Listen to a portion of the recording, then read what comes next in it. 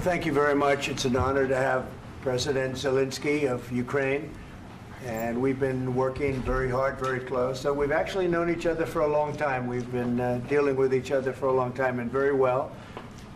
We had a little negotiation spat, but that worked out great, I think, for both countries, I think for the world, actually, beyond both countries. And we have something that is a very fair deal, and we look forward to getting in and digging and working and getting some of the rare earth. But it means we're going to be inside, and it's a big commitment from the United States, and we appreciate working with you very much. And we will continue to do that. We have had some very good discussions with Russia. I spoke with President Putin, and we're going to try and bring this to a close. It's something that you want and that he wants. We have to negotiate a deal, but we've started the confines of a deal, and I think something can happen. The big thing is the number of soldiers, mostly at this point, but soldiers being killed. You're losing thousands of soldiers. On both sides, we're losing a lot of soldiers, and we want to see it stop, and we want to see the money get put to different kinds of use, like rebuilding, and we're going to be working very hard. But we've had a lot of very good conversations. I will say, until we came along, the Biden administration didn't speak to Russia whatsoever. They didn't speak to anybody. They just allowed this to continue. And I will say that, I'll say in front of you, you've heard me say it 1,000 times, if I were president, this war would have never happened. We would have had a deal negotiated for you without having to go through what you've gone through. But your soldiers have been unbelievably brave. We've given them great equipment, but somebody has to use the equipment. They've been unbelievably brave, and we give them great credit. This was supposed to be over very quickly, and here we are 3 years later. So I give tremendous credit to your generals and your soldiers and yourself, in the sense that it's been very hard fighting, very tough fighting. They're great fighters, and you have to be very proud of them from that standpoint. But now we want to get it over with.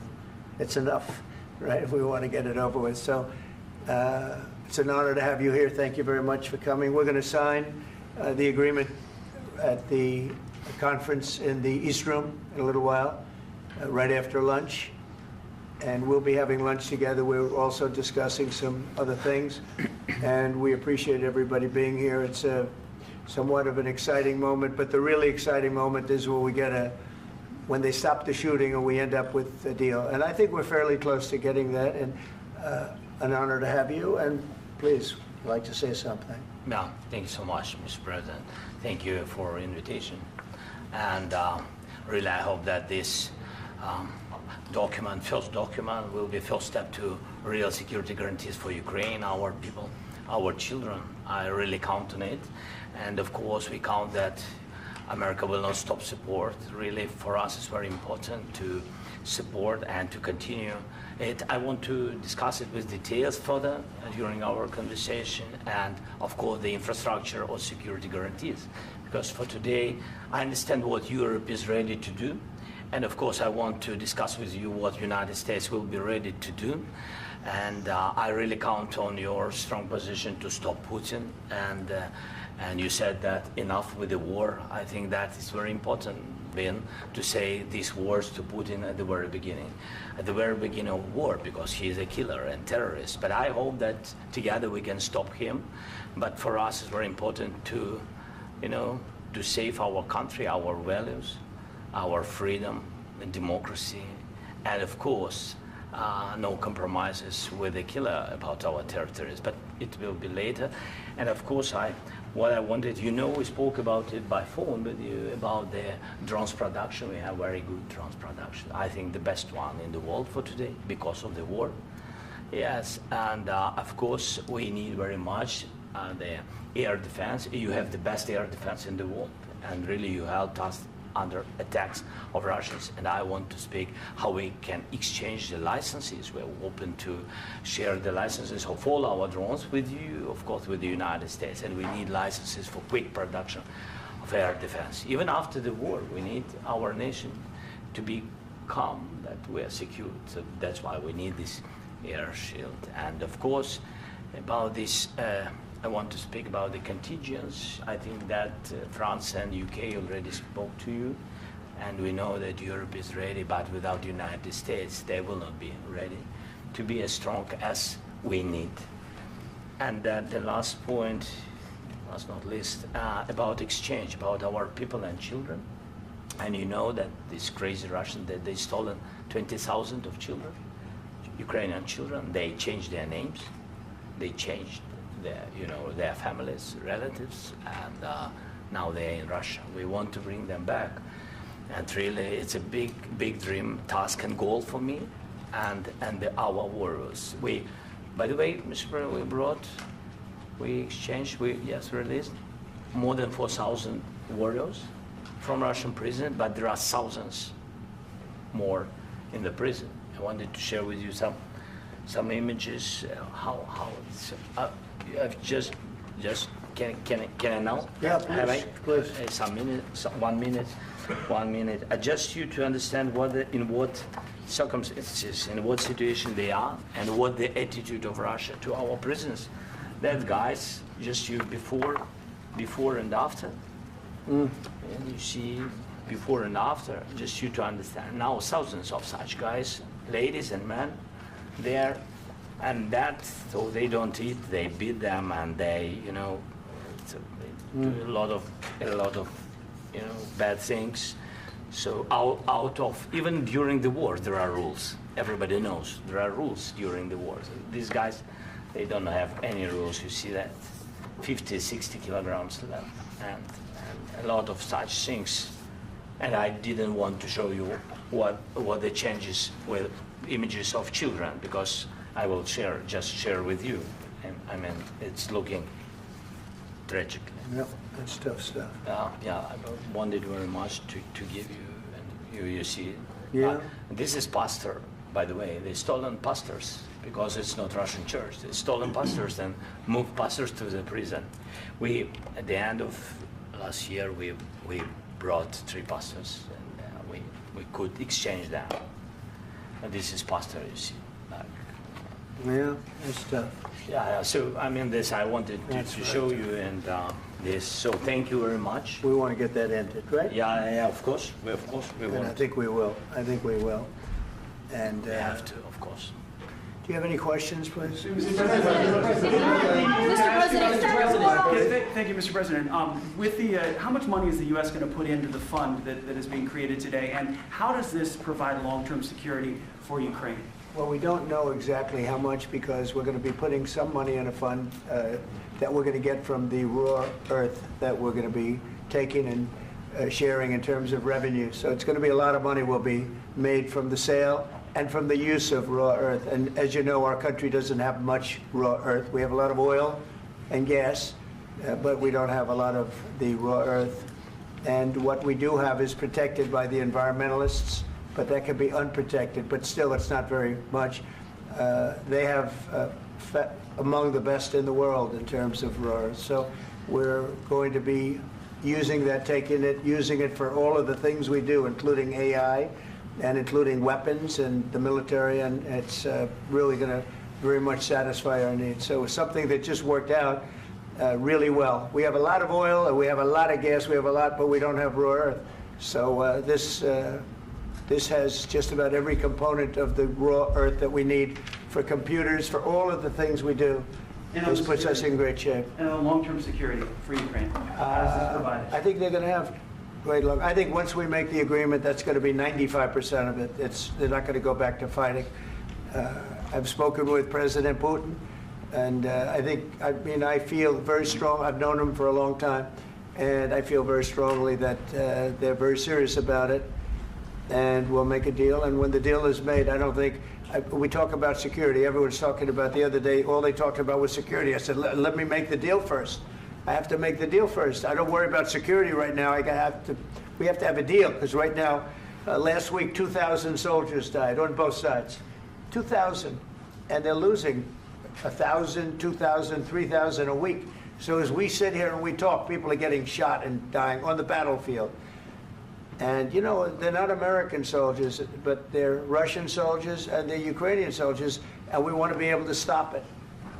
And we want to be able also to spend money on other things. We don't want to, this is a tremendous amount of money. And what the Biden administration did was terrible. They were giving money, but he had no security on the money. Europe, as you know, gave much less money, but they had security. It was in the form of a loan. They get their money back, and we didn't. And now, at least we're protected because the American taxpayer has to be protected too. But this is an incredible agreement for Ukraine because we have a big investment in their country now, and what they have, very few people have. And we're able to really go forward with very, very high-tech things and many other things, including weaponry that we're going to use in many locations, but that we need for our country. Mr. President, This allows us to do that. will you continue I'm sorry. sending military aid? Yes, go ahead, please. If I can just, yes. In the document, there is one of the very important points. If we speak about business and investment, we never had LNG terminals in Ukraine. This document will open. I mean, the next documents, but anyway, here we see in the framework, we see really goodwill for this. LNG terminals for us is very important, and I think for security of European continent. We have the biggest storage, gas storage. We have the biggest in Europe. Yes, yes, and we can use it. Use it for LNG. Use it for LNG, and we will do it. And really, we can help Europe because Europe really helped. President Trump said that they made less support, but they are our friends and they are our very supportive partners. They really gave a lot, Mr. President. They did. They gave a lot, but they gave much less. No. Much less. No. No. No, not you. No. Okay. Okay.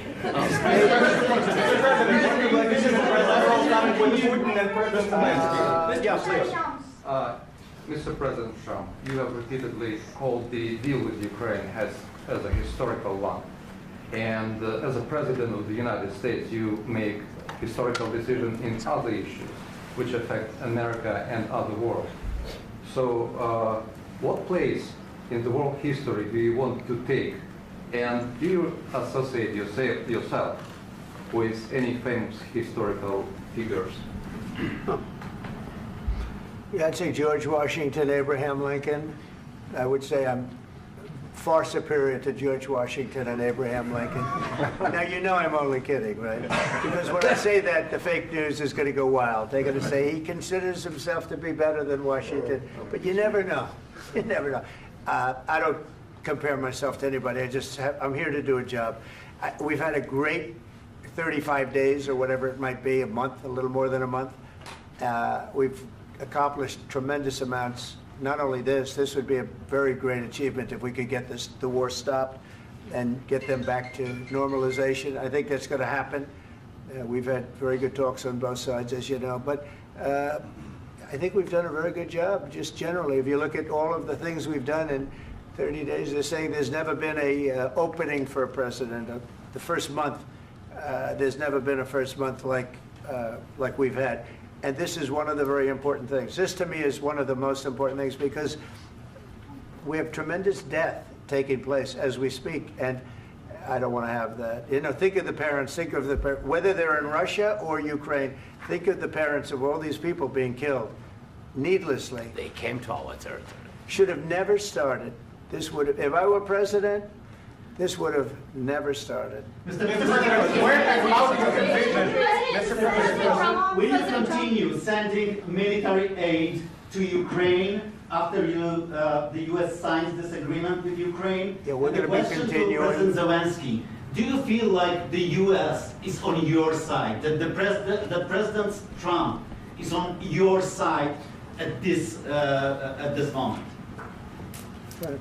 What do you think? He wants to know, do you think that, sort of a stupid question. I guess we wouldn't be here if I wasn't. I think that the United States on our side from the very beginning of occupation, and I think that President Trump on our side, and of course, I'm sure that the United States President will not stop support. This is crucial for us. It's important for us. Yes. And Putin, the president speaks about the people and the soldiers which are dying, but they came to our territory, they came to our land. They began this war, and they have to stop. And I think this is the question, with really the most important question.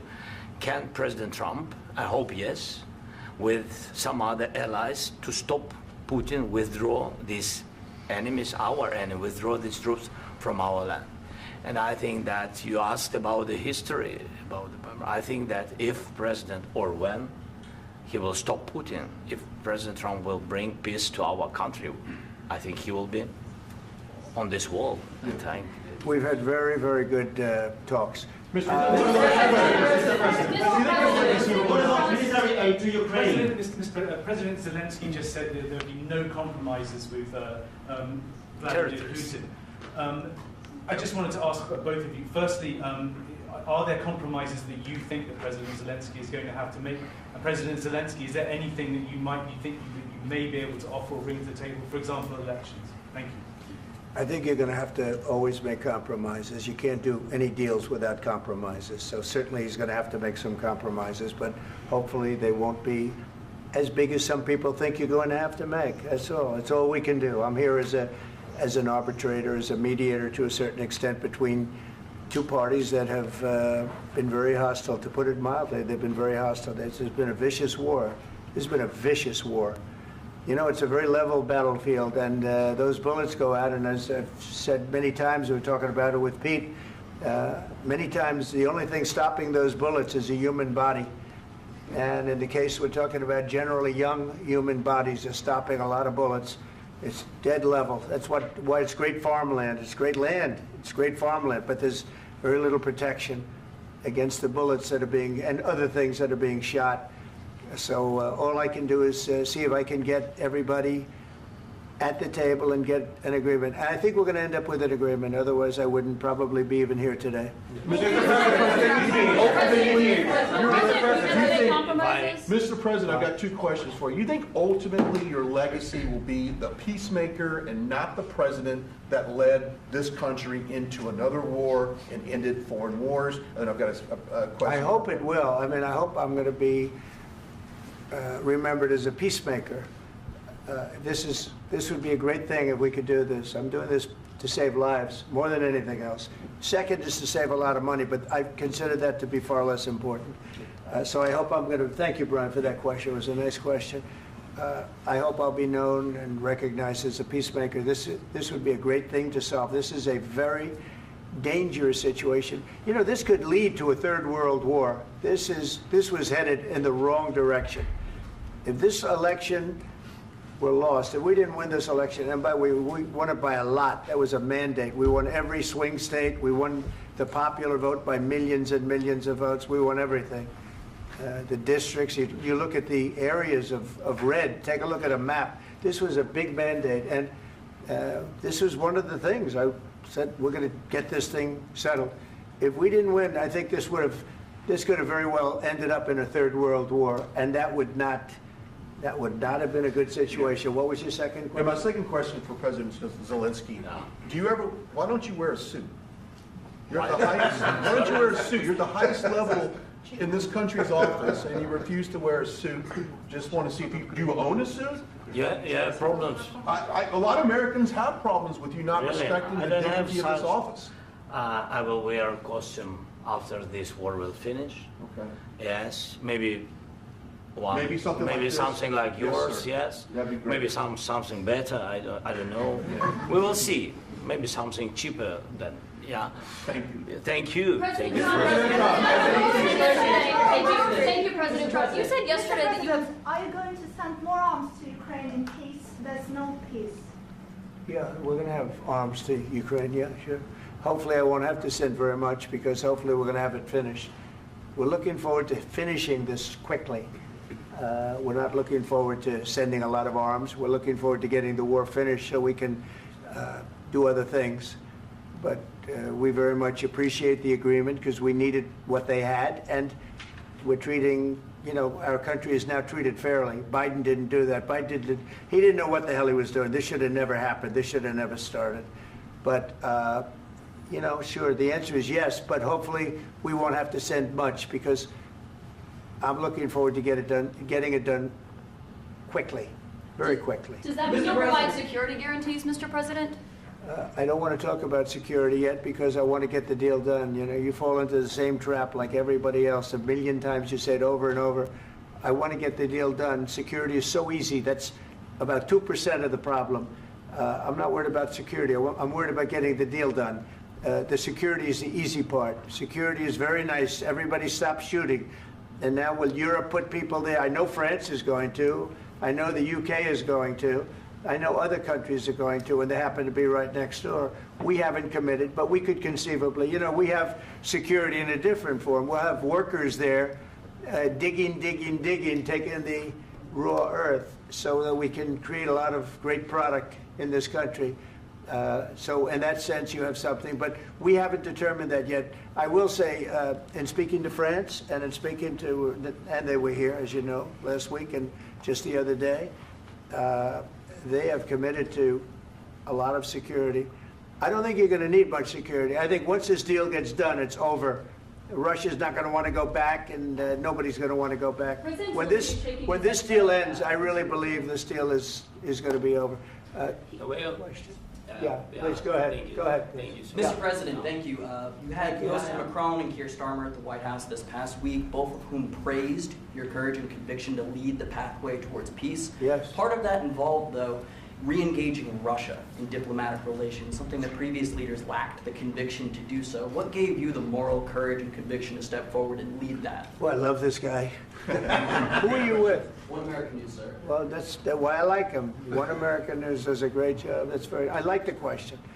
I think it's a very good question. It's a pathway to peace. It's a pathway to getting something solved. And I feel that as the head of this country, I have an obligation to do that. Plus, you know, we're very much involved. We got involved. It's too bad we got involved, because there should have been no involvement, because there should have been no war. And there shouldn't have been October 7th. That would have never happened. As you know, Iran was broke. They had no money to give to Hezbollah. They had no money to give to Hamas. They were stone cold broke. And then under Biden, they became rich as hell. They went from no money to $300 billion in a period of 4 years. And they gave a lot of that money away, and you see what happened. And that's a real mess also that we hope to be able to solve. But no, I appreciate your question very much. I feel I have an obligation to try and do something to stop the death. If I can answer, yes, if I can answer, Please, sorry, go ahead. please. And I do like your clothing, by the way. Yeah, really? Even though I think he's a great guy, by the way. But I don't know if you two like each other. But you know what? I think he's dressed. I like this guy. I think he's dressed beautiful. So I have more serious things than answer on such Yeah, questions. sure, I will answer on more That's serious a good questions if statement. I can. That's good. Yeah. So please, about security guarantees and about just ceasefire. We can't just speak about ceasefire and speak and speak. It will not work. Just ceasefire will never work, because I'm like the president. I have this experience, and not only me. Ukraine before my presidency, from the 2014, Putin broken 25 times. 25 times he broken his own signature. 25 times he broken ceasefire. But he never broke to me. He never broke to me. No, you were the president. You were the president during. He never broke to me. In 2016, you've been the president, Mr. President. You've been the president, but he had, of course, not with you, but he had during those periods. He had conversations with our side, and we had Normandy format. You know, the France, Germany, Ukraine, and Russia, and he broken 25 times. That's why we will never accept just ceasefire. It will not work without security guarantees. Security guarantees, maybe President is right about this document and other, but this document is not enough. Strong army is enough, because his soldiers afraid, Putin's soldiers afraid of our soldiers when we're strong enough. If we are not strong enough, if we are empty, if our storage is empty, we can't defend our land. Today, you know, he knows that we have, all the world knows that we have meeting, yes? Why he's using ballistic? Putin today using ballistic on our hospitals, schools, and etc. Ballistic. So he knows that we are here and that President Trump is really have goodwill to stop this war. And you hear now the president. So why he's using? So he doesn't want to stop. He doesn't want. But I hope that we will do it. Really, we'll do it. Security. When we speak about security guarantees, when the Europeans are ready for contingents, they need USA backstop. If there will not be United States, we will not never have any contingents, strong contingents from the Europeans, because they don't want to divide alliance connection between the United States as the main and strongest ally and Europeans. And this is crucial, this is important. That's what we want to speak about very much. This is very important. And air defense. So air defense, really, we have big deficit with all these systems, and we need to provide this. We need it very much. Otherwise, Putin will never stop, and will go further and further. He doesn't want. He hates us. You know, it's not about me. He hates Ukrainians. He thinks that we are not a nation. He thinks, and he shared these thoughts. I think maybe with your team also. I don't know, but with all the Europeans, in media, officially and not, he always said that there is no such country, such nation, such language, and such life like Ukrainian. No, he really doesn't respect all the Ukrainians, and he wants to destroy us. And you are right, Mr. President. That's 2%. This document, maybe other documents, it's a very good start, very good, but it will not enough to stop this person. Should Russia pay to rebuild Ukraine? Mr. President, under these Should Russia pay to rebuild Ukraine? They have to pay. This question. This is the rule. This is the rule of the war.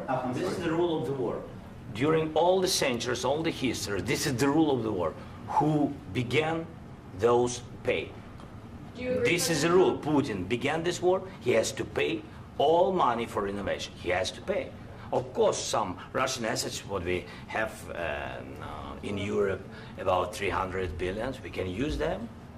We can use for innovation and buy military support from the United States also. We can do it, but it's not enough. It's not enough. President, under these circumstances, do you envision a trilateral summit with Putin and President Zelensky? Wait 1 second. I asked this question that you didn't like because I wanted to know if you want to position yourself in the middle between Russia and Yes. Ukraine, or on the Ukraine side. No, I'm in the middle. I want to solve this thing. I'm for both. I want to get it solved. And it's wonderful to speak badly about somebody else, but I want to get it solved. If we can solve it, great. If we can't solve it, they're going to have to fight it out, and who knows what's going to happen. But I want to see it get solved. May I follow up? One more question about U.S. troops in Europe. After Russian invasion of Ukraine, your predecessor sent additional troops to Eastern Europe, including Poland, my country. Yeah. Are you committed to keeping these troops on the eastern flank of NATO in the future? I'm very committed to Poland. I think Poland has really stepped up and done a great job for NATO. They, as you know, they paid more than they had to. They are one of the finest groups of people I've ever known. I'm very committed to Poland. What about Baltics? Poland's in a tough neighborhood, you know. What about the Baltics? The Baltics, they got a lot of, it's a tough neighborhood too, but we're committed. We're going to be very committed, and we're committed to NATO. But NATO has to step up, and the Europeans have to step up more than they have. And I want to see them equalize, because they are in for far less than we're in, and they should be at least equal. You understand that? Why is the United States, we have an ocean in between, why is the United States in for so much more money and other things as Europe? With that being said, and as you said, they've also been obviously very helpful, but we have put in far more than they have, and I think they should equalize. Mr. President, Please, go ahead. Ask you about the agreement again today. What changed between the first time that Secretary Vance gave President Zelensky the agreement and today for the signing? We made a deal. So What was the I'm just, deciding factor? I'm a business person. We made a deal. That's what changed. Along with minerals. I didn't think we were going to make a deal, and We ended up making the deal, so that changed. Mr. President, what and how do you envision a trilateral summit with President Zelensky and Putin? I don't know, under but these well, they circumstances? don't like each other, I can tell you that. Okay? They do not like each other. This is not a love match, and it's unfortunate. That's why you're in this situation. The United States should not have allowed this to happen, okay? The United States, run by a man that didn't know much, I'm going to be very nice, run by an incompetent person, very incompetent person, should never have allowed this to happen. I've stopped wars. I've stopped many wars. My people will tell you, I stopped wars that nobody ever heard about. I stopped wars before they ever started. You can look at some of, I could give you a lot of nations that would tell you right now they were probably going to war. I could tell you right now there's a nation thinking about going to war on something that nobody in this room has ever even heard about. Two smaller nations, but big, still big. And I think I've stopped it. But this should have never happened. Mr. President, Sorry, just a second. About any negotiations. First of all, I want really to tell you, and I think that everybody understands that Ukraine, more than Ukrainians, nobody wants to stop this war. But at the future, any negotiations, it's understandable that two sides of the war, not Russia and the United States, because this is not the war between Russia and the United States. This is war of Russia against Ukraine and Ukrainian people. So these two sides will be at the anyway will be at the negotiation table. Then of course United States, like the strongest partner of the Ukraine, and of course Europe. I think Europe is very important. I want to speak about it with the president. Yes, Europe is very important for us because we really defend Europe for today. All Europeans really recognize that we are defending line, and they have real life, and our people are dying. That's why they helped us. And also, it's about the NATO. Yes, between, like the president said, you have big, nice ocean. Yes, between us. But if we will not stay, Russia will go further to Baltics and to Poland, by the way. But first to the Baltics. It's understandable for them because they've been in the USSR. You know, they've been one of the republics of the USSR, and Putin wants to bring them back to his empire. It's a fact. And when he will go there, if we will not stay, you will fight. Your American soldiers, it doesn't matter, do you have ocean or not, your soldiers will fight. Mr. President, would you be willing to visit Ukraine, maybe Kyiv or Odessa, which is known to be at the Riviera with Black Sea? It was my question. I'm sorry. I don't want to talk about Odessa now. Let's not talk about Odessa. I want to talk about making a deal, getting peace. We don't have to talk about Odessa, but a lot of cities have been destroyed. There are a lot of cities that are not recognizable. There's not a building standing. No, and a lot of things have Mr. President, you have to come and to look. No. We have very good cities. Yes, a lot of things have been destroyed, but mostly cities alive, and people work, and children go to school. Sometimes it's very difficult. Sometimes closer to front line, children have to go to underground schools or online, but we live. Ukraine is fighting, and Ukraine lives. This is very important. And maybe it's Putin is sharing this information that he destroyed us. No, he lost 700,000 people, 700,000 soldiers. He lost everything. Yes. So. Mr. President, one more. I mentioned Poland. Please, go ahead. When did you last speak with President Putin, and what did he say that? A couple of days ago. And what did he tell you that gave you the assurance that he wanted peace? Well, that's what I do. My whole life is deals. I know pretty good. And I've known him for a long time. I've dealt with him for a long time. He had to suffer through the Russia hoax. You know, Russia was a hoax. It was all Biden. It was nothing to do with him. So he had to suffer through that, and he was able to do that. I think that he wants to make a deal, and he'd like to see it end. That's all I do. That's what I do. My whole life, that's what I do, is make deals. And I'm in the middle of a mess, because this is a real mess. It's a very dangerous one. If this doesn't get solved now, it's not going to get solved for a long time. So I hope we're going to get it solved. In the back, please. Thank you, Mr. President. Prime Minister Starmer claims repeatedly that his government believes in free speech and was not engaged in censorship. But his country's government arrests people for memes and thought crimes, and even more worrisome is pressuring American companies to censor Americans on its behalf. How can he be a reliable, trustworthy partner when he says things that are demonstrably false on such an important topic? Well, we actually spoke to him about that yesterday, and we thought they took it very, very much too far. JD was very strong on it. So was I. So was Marco. And we've been speaking to him about it. Marco, would you like to say something about that? Yeah, we have concerns, obviously, with the conduct of those, particularly as it impacts Americans. And there's real concern that American speech, which is online, could fall into the hands of British or any country's jurisdiction. And so this is a point the Vice President made at Munich, and I think it's a very compelling one, that what unites us with Europe, as much as anything else, is these shared values, and one of them being free speech. And so if Americans are threatened by it, we're going to need to take action in that regard. Mr. President. It's actually a very important question. We spoke about this in detail with the Prime Minister, the Foreign Secretary, and others at lunch yesterday. And I know that Secretary of Commerce Lutnick followed up in private meetings last night. This is really important. We believe Americans have the right to speak their mind, even if we in this room disagree with them. They have the right to speak their mind in the public square, which is often online these days.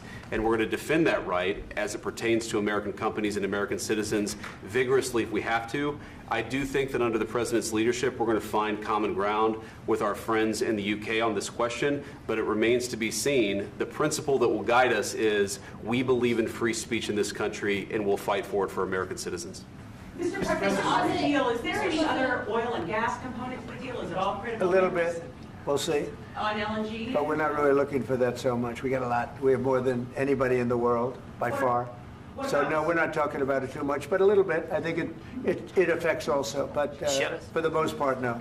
And sir, is there any agreement from Ukraine to purchase U.S. LNG as part of the deal, or is that on the table at all? No, we don't need that. Mr. President, I just wanted to ask you about, you just mentioned that you'd spoken to Vladimir Putin a couple of days ago. Just to be clear, that's a new call, not the one that you... I've spoken to him on numerous occasions. Okay, and how was the latest call?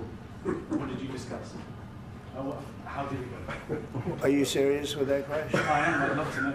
It went well. I think we're going to have a deal. On the minerals deal, Mr. President, some of those minerals are in the east of Ukraine, not far from the front lines and in areas that Russia has occupied. Will you direct President Putin to withdraw his forces from those areas if there's U.S. interest? Well, we'll take a look at the time. We have a lot of area.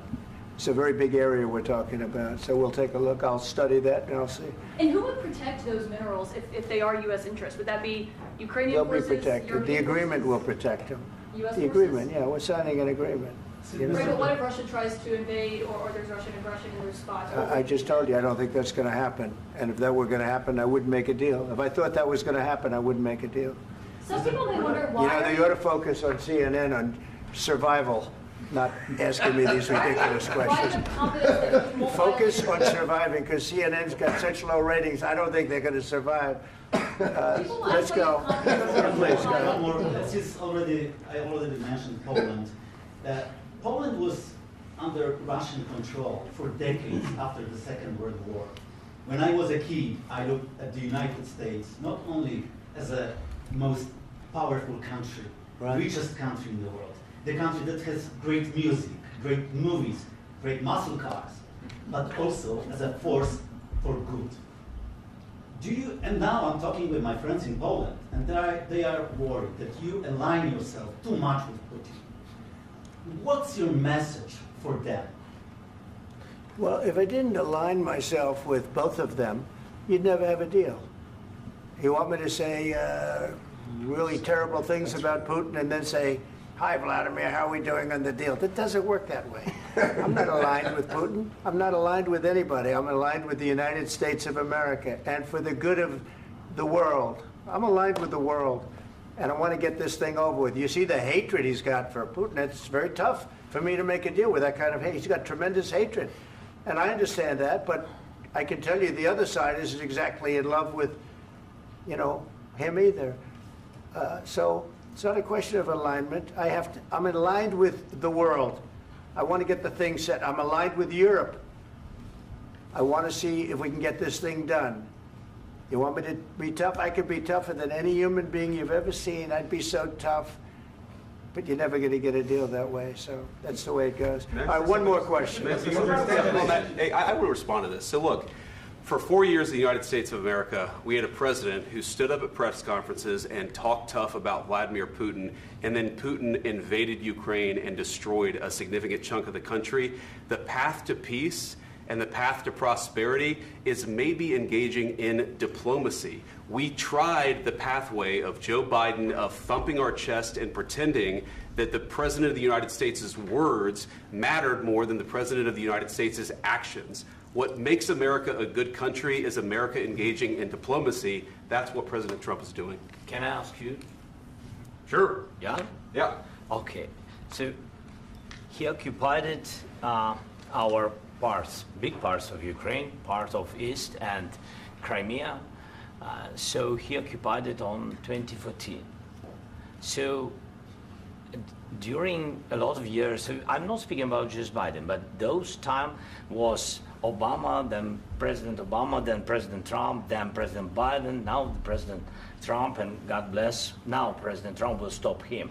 But during 2014, nobody stopped him. He just occupied and took. He killed people. You know what the contact line? 2015.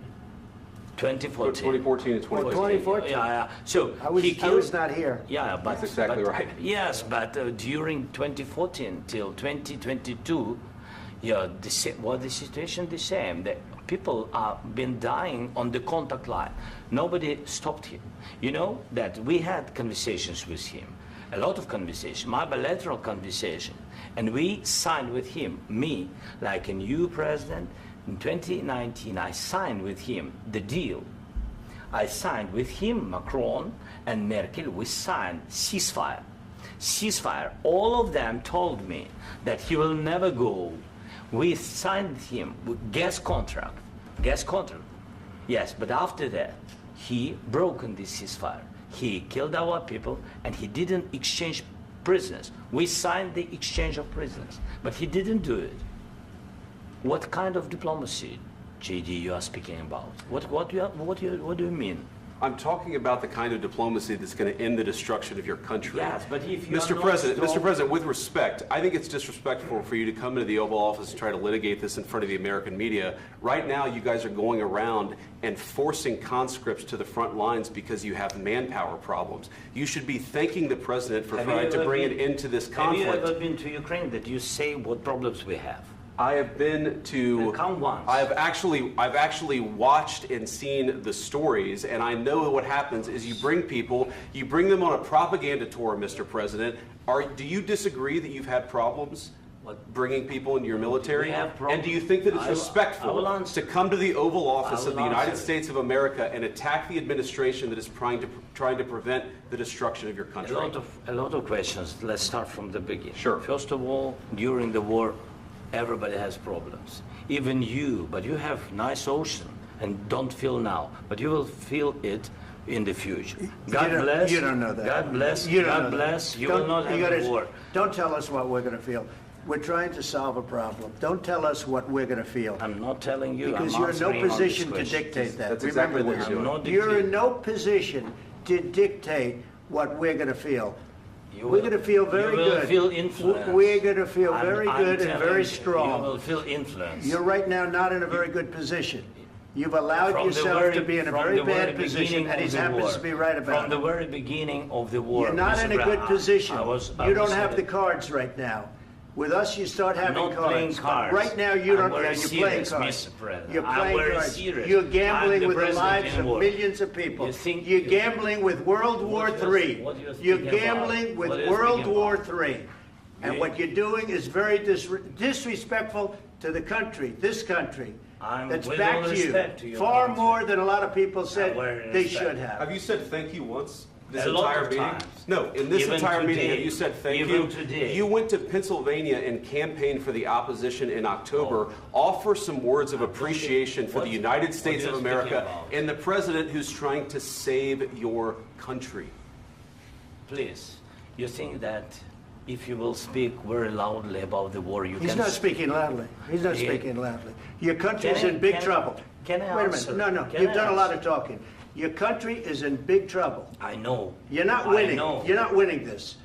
You have a damn good chance of we are coming out staying, okay because of Mr. us. President, we are staying in our country, staying strong from the very beginning of the war. We've been alone, and we are thankful. I said thanks You haven't in been this alone. cabinet, You and haven't not been only alone. in this We cabinet. gave you, through I this said stupid president, $350 billion. You voted we gave for you your military president. equipment, You and you voted men for are your brave, president. but they had to use our military. What about West If you didn't have You our invited military me- equipment, You invited if me you to didn't speak. have our military equipment, this war would have been over in 2 weeks. In 3 okay? days, I heard it from Putin. In 3 days, this is something Maybe new. less. In 2 weeks, of course, yes. It's going to be a very hard thing to do business like this. I Again, tell you. just say thank you. I said a lot of times that there, thank you accept to that- American people. Accept that there are disagreements, and let's go litigate those disagreements rather than trying to fight it out in the American media when you're wrong. We know that you're wrong. But you see, I think it's good for the American people to see what's going on. I understand, sir. I think it's I very understand. important. That's why I kept this going so long. You have to be thankful. You don't have the I'm cards. thankful. You're buried there. Your people are dying. tell you You're again, running I low know. on soldiers. Don't- Listen, don't please, you're running Mr. low on President. soldiers. It would be a damn good thing. Mr. And then President. then you tell us, I don't want a ceasefire. I don't want a ceasefire. I want to go and I want this. Look, if you could get a ceasefire right now, I tell you, you take it so the bullets stop flying and your men stop getting killed. Of course, we want to stop the war. But you're I saying said- you don't want a ceasefire. But I said to you, I want a with ceasefire. guarantees. Because you'll get a ceasefire faster than an agreement. Ask our people about ceasefire, what they think. That wasn't it doesn't with matter me. for you what That what wasn't this with me. means. It That was wasn't with you. a guy named Biden who was not a smart person. This That is was your- with, this that was is with your Obama. president. It was your president. Excuse me. That was with Obama, who gave you sheets, and I gave you javelins. Yes. I gave you the javelins to take out all those tanks. Obama gave you sheets. In fact, the statement is Obama gave sheets and Trump gave javelins. You got to be more thankful, because let me tell you, you don't have the cards. With us, you have the cards. But without us, you don't have any cards. One more question to Mr. Vice President. I'm sorry. It's going to be a tough deal to make, Um, because the attitudes have to change. What if Russia breaks ceasefire? What if Russia breaks peace talks? What do you do then? I understand that it's a heated conversation right now. What are you but saying? what if She's asking, what if Russia Putin breaks the ceasefire? for the What if anything? What if a bomb drops on your head right now? But they have Okay? broken What if they ceasefire broke it? for many I don't know. They broke it with Biden because Biden, they didn't respect him. They didn't respect Obama. They respect me. Let me tell you, Putin went through a hell of a lot with me. He went through a phony witch hunt where they used him and Russia. Russia. You ever hear of that deal? That was a phony Hunter Biden, Joe Biden scam. Hillary Clinton, Shifty Adam Schiff. It was a Democrat scam. And he had to go through that. And he did go through it. We didn't end up in a war. And he went through it. He was accused of all that stuff. He had nothing to do with it. It came out of Hunter Biden's bathroom. It came out of Hunter Biden's bedroom. It was disgusting. And then they said, oh, the laptop from hell was made by Russia. The 51 agents. The whole thing was a scam. And he had to put up with that. He was being accused of all that stuff. All I can say is this. He might have broken deals with Obama and Bush, and he might have broken them with Biden. He did, maybe. Maybe he didn't. I don't know what happened. But he didn't break them with me. He wants to make a deal. I don't know if you can make a deal. The problem is, I've empowered you to be a tough guy. And I don't think you'd be a tough guy without the United States. And your people are very brave. But you're either going to make a deal or we're out. And if we're out, you'll fight it out. I don't think it's going to be pretty, but you'll fight it out. But you don't have the cards. But once we sign that deal, you're in a much better position. But you're not acting at all thankful. And that's not a nice thing. I'll be honest, that's not a nice thing. All right, I think we've seen enough. What do you think? Huh? This is going to be great television, I will say that. All right. We'll see what we can do about putting it together. Thank you, sir. I need the back of this. We'll see, I don't know. All right, guys, come on. Wait, hey, come on, let's go. Guys, come on, let's move.